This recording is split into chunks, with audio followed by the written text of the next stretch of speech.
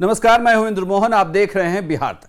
बिहार की राजनीति में अंदर की बात में आज चर्चा इस बात की कि 40 सीटों वाले बिहार के लोकसभा चुनाव में आखिर बीजेपी अपनी नैया कैसे पार लगाएगी, क्योंकि इस बार जेडीयू उनके साथ नहीं।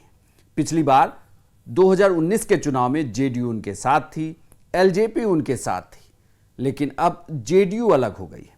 जेडीयू बिहार की बड़ी पार्टी रही, हालांकि उसके विधानसभा में परफॉर्मेंस जरूर कमजोर रही, लेकिन पिछले 17 सालों से मुख्यमंत्री तो नीतीश कुमार ही है। खैर, बात इसकी कि आखिर बीजेपी कैसे जीत में बदलेगी इन 40 सीटों पर, क्योंकि अभी उनके पास 17 सिटिंग सांसद हैं, बाकी चिराग पासवान और पशुपति पारस के सांसद हैं जो 6 हैं। लेकिन यह जीत बदलेगी कैसे, इसे आप ऐसे समझिए। बिहार में कुल 40 लोकसभा सीटें। यह कहा जा रहा है कि जो इस बार जीतेगा बिहार, वही बनाएगा केंद्र में सरकार। ऐसे में सरकार बनाने के लिए बिहार बहुत बड़ी जगह हो गई है। इसे ऐसे भी देखा जा रहा है क्योंकि बिहार से ही विपक्षी गठबंधनों को एकजुट करने की मुहिम नीतीश कुमार ने शुरू की थी। नीतीश कुमार कई राज्यों में गए और फिर पहली बैठक पटना में हुई, जब विपक्षी दल पटना में जुटे। उसके बाद बेंगलुरु और मुंबई में भी बैठक हुई और इंडिया का फॉर्मेशन हुआ है। इंडिया के तहत अब यह कहा जा रहा है कि सारी पार्टियां मिलकर एक साझा उम्मीदवार चुनाव में उतारेगी। लेकिन वहीं बीजेपी की अगर बात करें तो बीजेपी ने भी महागठबंधन, चूंकि बिहार में महागठबंधन का फॉर्मेशन है, महागठबंधन के मुकाबले में अपनी तैयारी शुरू कर दी है। सबसे पहले तो बात यह कही जा रही है कि बीजेपी ने उन 16 सीटों पर मंथन किया है जहां पर जेडीयू के उम्मीदवार चुनाव जीते थे पिछले चुनाव में, जहां बीजेपी ने उन्हें सपोर्ट किया था। अब वो ये देख रहे हैं कि क्या यहां पर उन सांसदों के खिलाफ एंटी इनकम्बेंसी का फैक्टर काम कर रही है, या फिर उनके खिलाफ अगर वो सीट आरजेडी को जाती है, क्योंकि उसमें से कई सीटें ऐसी रही जहां पर नंबर 2 के उम्मीदवार आरजेडी के रहे। अगर वह सीट आरजेडी को जाती है तो क्या वह उम्मीदवार आने वाले चुनाव में बीजेपी का उम्मीदवार होगा।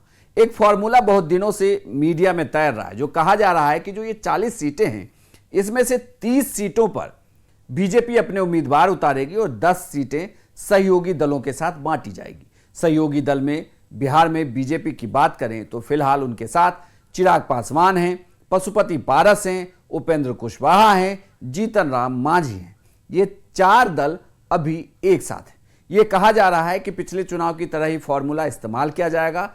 30 सीटों पर या 32 सीटों पर बीजेपी अपने उम्मीदवार उतारेगी। बाकी की बची जो 8 सीटें हैं, उन 8 सीटों पर एलजेपी, हम और उपेंद्र कुशवाहा की पार्टी अपने कैंडिडेट उतारेगी। लेकिन इसकी चर्चा में थोड़ा सा अभी विराम देते हैं। फिलहाल चर्चा इस बात की कि बीजेपी कैसे इस चुनाव को जीतेगी। बीजेपी ने इसके लिए अभी से रणनीति बना ली है। हर लोकसभा क्षेत्र में यह कहा जा रहा है कि एक तो प्रदेश अध्यक्ष यानी कि सम्राट चौधरी बैठक करेंगे, वहां पर अपने कार्यकर्ताओं से मिलेंगे, बातचीत करेंगे और वहां का फीडबैक लेंगे। अगर वह सीट बीजेपी की है तो अपने सांसद का फीडबैक लेंगे। यह भी कहा जा रहा है, खबरों की माने तो अगर उस सीट पर दूसरे दल के सांसद जीते हुए, क्योंकि बिहार में अगर आप देखें तो 40 में से 39 सीटें उस वक्त एनडीए की थी, लेकिन अब 16 सीटें जेडीयू की है, एक कांग्रेस की है। तो इन 17 सीटों पर भी वो फीडबैक लेंगे और यह जानने की कोशिश करेंगे कि वह दूसरा उम्मीदवार कौन है जो बीजेपी को जीत दिला सकता है। अब बड़ी बात इसकी कि आखिर 17 सीटों पर बीजेपी यह भी जानने की कोशिश करेगी कि वहां पर दूसरा उम्मीदवार कौन हो सकता है, यानी कि उन सीटों पर अगर बीजेपी या बीजेपी के सहयोगी दल जो एनडीए के घटक दल हैं, उन्होंने अपना उम्मीदवार उतारा तो उनके साथ कौन कौन चुनाव लड़ सकता है, किस पर बीजेपी दांव लगा सकती है, क्योंकि हर एक सीट बिहार की महत्वपूर्ण हो जाती है बीजेपी के लिए। क्योंकि अगर यहां पर बीजेपी ज्यादा सीटें जीतती है तो केंद्र में सरकार बनाना आसान होगा। और इतना ही नहीं, वो विधानसभा चुनाव जो 2025 में होने वाले हैं, उसके लिए भी एक बड़ा मैसेज दे सकेगी। सम्राट चौधरी लगातार कोशिश कर रहे हैं, बल्कि खबरों की माने तो यह भी कहा जा रहा है कि कुछ सांसदों के, सिटिंग सांसदों के टिकट काट दिए जाएंगे। इस बार उनकी जगह कोई दूसरा उम्मीदवार चुनाव लड़ सकता है बीजेपी की तरफ से। इतना ही नहीं, सहयोगी दलों की तरफ से भी कैंडिडेट के नाम अभी तक फाइनल नहीं हुए हैं, लेकिन ये कहा जा रहा है कि उनमें से भी कुछ सिटिंग सांसद, हालांकि ये पशुपति पारस की पार्टी में हैं, उनका टिकट कट सकता है। यह भी एक महत्वपूर्ण जानकारी जो बार बार निकलकर सामने आती है बिहार के लोकसभा चुनाव को लेकर, बीजेपी की रणनीति को लेकर।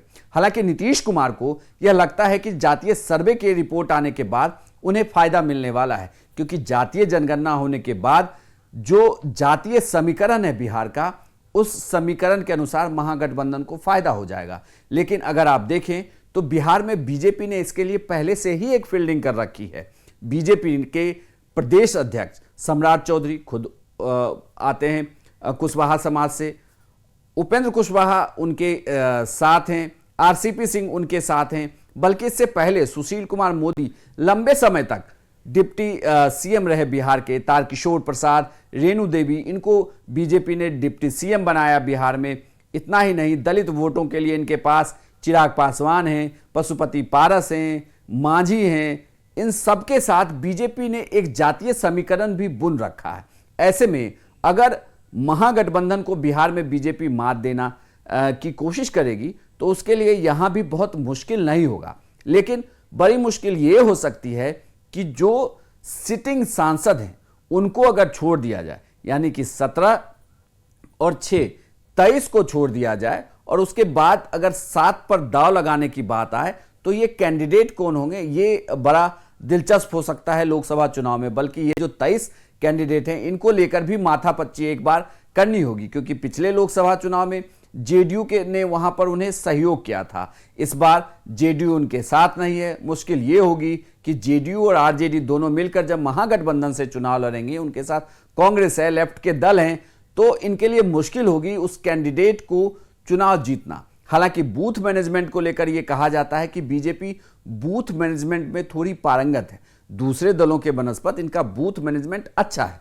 यह भी देखना दिलचस्प हो जाएगा कि इंडिया गठबंधन के जो दल हैं वो आपस में जब सीट बांटते हैं तो उनके कार्यकर्ता उन्हें सपोर्ट जरूर करें, क्योंकि एक सांसद का जब हमने इंटरव्यू किया था तो जेडीयू के उस सांसद ने हमें कहा था कि मुश्किल हो जाता है कि लगातार जब दो पार्टियां एक दूसरे का विरोध कर रही होती है तो उनके कार्यकर्ता जमीन पर एक साथ चुनाव में उतरे, यह थोड़ा मुश्किल होता है। आरजेडी और जेडीयू के केस में ऐसा ही रहा है। एक लंबे समय तक आरजेडी और जेडीयू ने एक दूसरे के खिलाफ चुनाव लड़ा, वहां पर उनके उम्मीदवार एक दूसरे के खिलाफ चुनाव लड़े, आरजेडी एक भी लोकसभा सीट जीत नहीं पाई। ऐसे में इस बार जब वो चुनाव में उतरेगी तो उसके सामने बीजेपी को अपनी बड़ी तैयारी करनी होगी, क्योंकि जातीय समीकरणों के आंकड़े और इंडिया गठबंधन की ताकत फिलहाल हावी दिखती है बीजेपी की रणनीति के ऊपर। आपको यह जानकारी कैसी लगी हमें कमेंट बॉक्स में लिखकर जरूर बताइएगा, और बिहार की राजनीति से जुड़ी अंदर की हर खबर आप देखिए सिर्फ बिहार तक पर।